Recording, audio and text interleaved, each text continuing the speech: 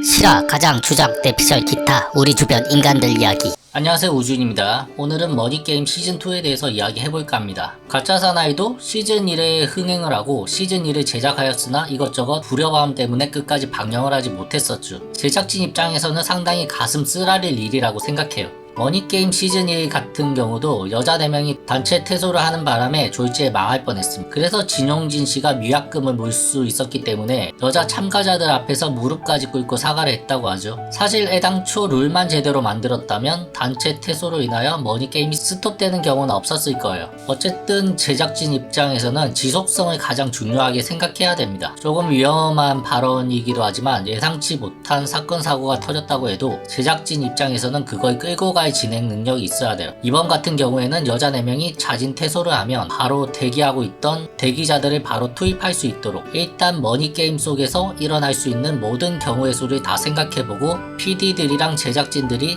미리 룰을 만들어 둬야겠죠. 갑자기 아무 이유 없이 퇴소할 경우, 공황장애를 일으켜서 퇴소할 경우, 아니면 몸이 아프거나 감정 기복 등등 여러가지 경우가 존재합니다. 그러니까 애당초 자진 퇴소 4명이 일어날 경우 게임은 종료한다는 룰은 상당히 리스크가 큰 룰이었고 존재했다고 해도 큰 재미를 불러일으킬 수 있는 요소였는지 잘 모르겠습니다. 그냥 컴퓨터 게임하다가 수 틀리면 전원을 꺼버린다 이런 느낌 같아서 굳이 필요한 룰이 아니지 않았나 생각합니다. 그리고 이루리 씨 입장에서는 본인은 그 룰을 잘 숙지하고 잘 이용했을 뿐인데 반응이 이렇게 되니 조금 억울하게 생각하는 부분도 있었을 거라 생각합니다. 애당초 그런 룰이 없었다면 그냥 감정적으로 빡쳐서 나가는 사람들은 있어도 그 룰을 악용할 사람은 없었겠죠. 그렇다면 머니게임 시즌2를 한다고 했을 때 전면적으로 룰을 수정해야 된다는 겁니다. 멤버 수도 8명이 아닌 10명으로 할 수도 있고 기본적으로 상금 분배하는 그런 거 조금 손을 봐야 된다고 생각해요.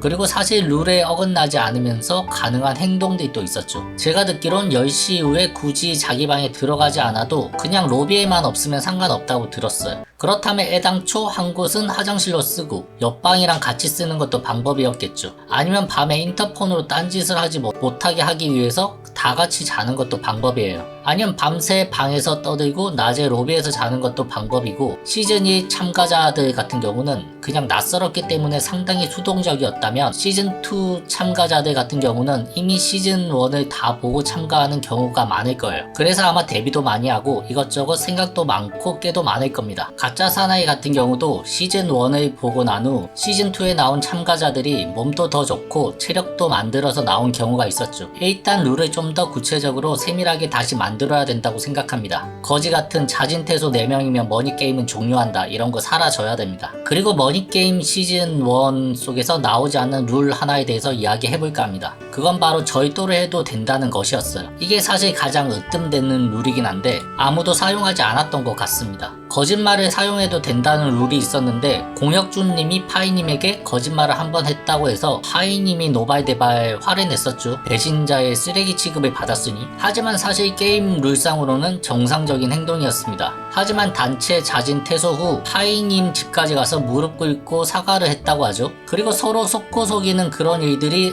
연속으로 벌어져야 시청자들이 더 재미있게 봤을 거예요. 머니게임의 포인트가 바로 불신과 사기, 절도, 장깨 이런 걸로 서로 못 믿고 속이고 어제까지 미웠던 사람이 상황이 불리해지니까 동맹을 맺기도 하고 그런 모습을 보이는 게 이 게임의 취지라고 생각해요. 다 같이 협력해서 14일이 지난 후에 똑같이 상금을 나눠 갖고 우리는 베프가 돼서 으쌰으쌰 하자 내 상금을 나눠주겠다 이런 취지로 만든 게임이 아니란 말이에요. 물론 우승을 하거나 상금 받는 사람 입장에서는 밥 한 끼 정도는 사겠죠. 또 속은 사람 입장에서는 평생 그걸 원한을 가지고 사는 것도 이상한 거고 어디까지나 머니게임이고 그 안에서 역할 수행을 잘하고 끝내는 것이 가장 좋은 것이라고 생각합니다. 또 그 머니게임상에서 일어난 일이니 그걸로 인성타령하는 것도 잘못된 일이고 절도를 해도 된다 이 룰을 잘 해석을 했다면 묘책이 되지 않았을까 해요. 그렇다면 만약 타인의 물건을 훔친다면 어떤 게 있었을까요? 같이 밥을 해먹지 않고 따로 해먹었다면 식량을 훔쳤을 가능성이 있지만 밥은 같이 해먹었죠. 그렇다면 이불이나 옷 같은 걸 훔친다? 이것도 만약 훔쳐가면 다시 사면 되니까 다음날 훔친 사람이 욕을 먹겠죠. 그렇다면 무엇을 훔쳐야 정말 묘책이 되었을까요? 제 생각엔 투표용지 이런 거 아닐까요? 투표용지는 제가 알기로 돈을 주고 구입하는 게 불가능하다고 했습니다. 그럼 남의 투표용지를 훔쳐오는 건 아마 가능하지 않았을까요? 뺏을 방법을 또 강구해 봐야겠지만 이런 식으로 절도라는 행위를 통해서 우위에 설 수 있다고 생각합니다. 그리고 절도만 하게 된다면 거기에 폭력이 동반될 수 있기 때문에 아무래도 몰래 훔쳐오는 룰을 정해놨을 거예요. 그렇다면 거짓말이 필수가 되겠죠. 아마 절도를 허용해 준다는 건 이럴 경우 사용하라고 한 게 아닌가 싶어요. 그리고 절도를 한다고 했을 때 어떤 게 있을까요? 뭐 여심을 훔친다 그런 건 아닌 것 같고, 아니다, 시즌2에는 뭐 여심을 훔쳐서 여자들을 자기 편으로 만들고 그런 캐릭터도 뭐 아마 나올 것 같습니다. 그 반대로 남자들의 낭심을 훔치는 캐릭터도 나올 수가 있겠죠.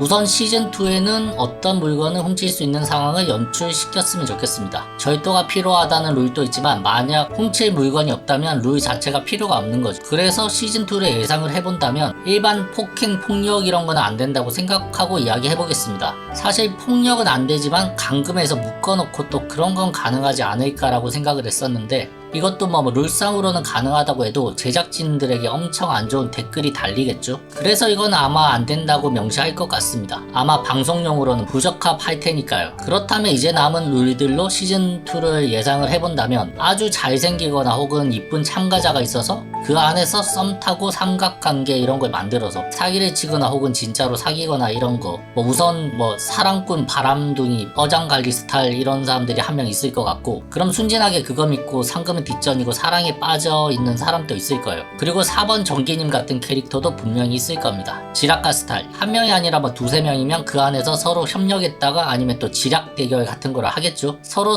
간파해서 속임수 같은 거 쓰고 이미 뭐 눈치에서 막고, 그리고 협력 안 하는 뭐 마이웨이 스타일도 있을 것 같아요. 자기가 사고 싶은 거 다 사버리고 뭐 질서 같은 거 지키지 않고, 아마 그러다가 트러블을 일으켜서 나가버리겠죠. 이런 캐릭터가 나올 거라고 생각하고 이미 룰을 수정해야 된다는 거예요. 생각을 해보세요. 시즌2 이하쯤에서 참가자 한 명이 혼자서 400만원짜리 컴퓨터를 지르고 퇴소, 뭐 이런 게 리얼이라면 가능한 거죠. 근데 끝이에요. 여자 4명이 자진 퇴소해서 머니게임이 쫑났듯이 한 명이 애당초 많은 돈은 필요 없고 400 건지고 집에 간다 이런 생각으로 첫날에 지르고 나가면 그때 이 뒷감당을 어떻게 하겠습니까? 또 시즌3를 해야 되나? 아니면 그분에게 가서 울면서 무릎을 꿇고 다시 찍자고 해야 되는 건지, 그럼 이때부턴 뭐 주작이 되는 거죠. 그쵸? 그러니까 애당초 이런 걸 막을 수 있는 장치가 필요합니다. 참가비를 1인당 2천만원씩 받는다거나 그런 것도 괜찮을 것 같아요.